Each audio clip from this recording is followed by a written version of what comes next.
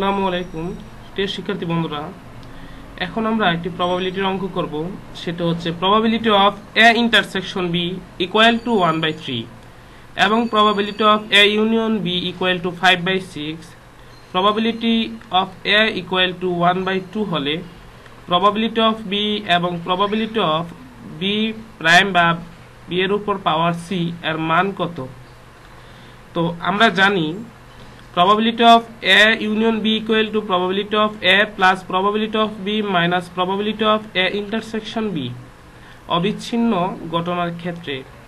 এখন আমরা এখানে মানগুলো বসাবো। probability of A union B এর মান হচ্ছে 5/6, 5/6। probability of A এর মান হচ্ছে 1/2, A equal to 1/2। probability of B equal to হচ্ছে আমাদের বের করতে হবে, এবং probability of A intersection B, A intersection B equal to 1/3, তাই আমরা এখানে 1/3 বসানো হয়েছে।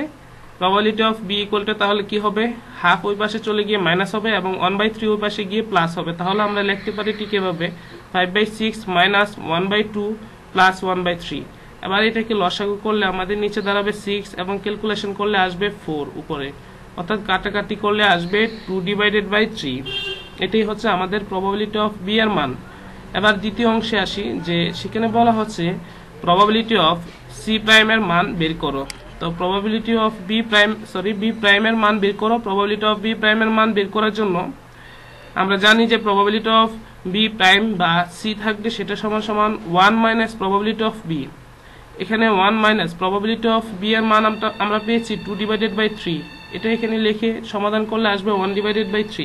এটাই আমাদের আনসার।